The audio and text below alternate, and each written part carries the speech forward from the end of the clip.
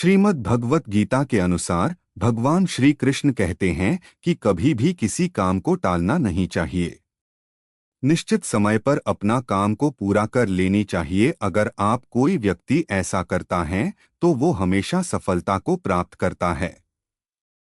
वहीं अगर आप हमेशा अपने कर्म से भागते रहेंगे तो भी आप जीवन में सफलता हासिल नहीं कर पाएंगे। गीता में कहा गया है कि यदि व्यक्ति का कर्म सही दिशा में हो तो वह बड़ी से बड़ी मुश्किल का सामना भी आसानी से कर लेता है और कभी उसे असफलता का सामना नहीं करना पड़ता है। इन लोगों को ही मिलती है सफलता। भगवद गीता में भगवान श्री कृष्ण कहते हैं कि जरूरी नहीं है कि हर व्यक्ति हर काम में माहिर हो या वो सभी कार्यों को सही तरीका से कर सकते हैं।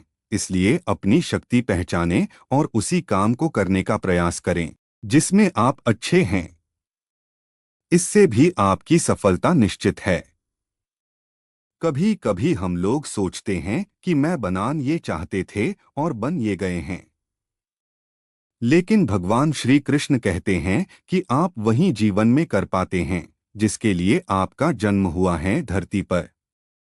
खुद पर नियंत्रण है बेहद जरूरी। डर लगने में कोई बुराई नहीं है, लेकिन उस डर को कभी भी खुद पर हावी न होने दें। खुद पर काबू रखकर ही सफलता को पाना संभव है। व्यक्ति का मस्तिष्क तभी तक उसका मित्र है जब तक वह उसके नियंत्रण में है। जब आपका दिमाग आपके नियंत्रण से बाहर हो जाता है तो वही उसका सबसे बड़ा शत्रु भी बन जाता है। इसीलिए जब तक आप सही है और जीवन में कोई गलती नहीं करते हैं तो आप किसी से बिल्कुल भी न डरे। स्वयं का आकलन।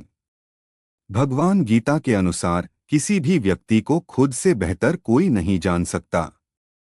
इसलिए स्वयं का आकलन करना बेहद जरूरी है। हम लोगों को हमेशा लगता है कि वो काम नहीं कर सकते हैं जो कोई दूसरा करता है।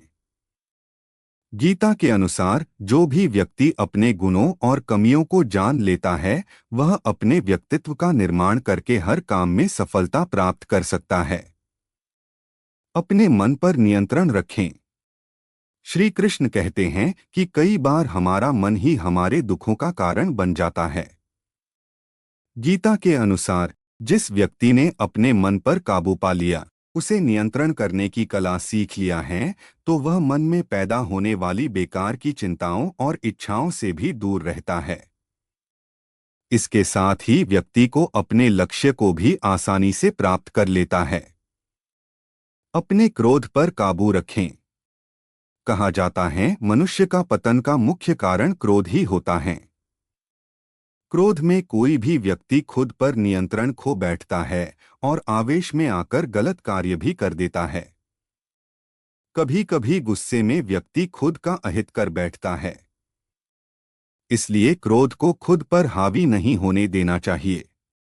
गीता में श्री कृष्ण ने बताया है कि यदि गुस्सा आए तो स्वयं को शांत रखने का प्रयास करें। फल की इच्छा छोड़ देना चाहिए।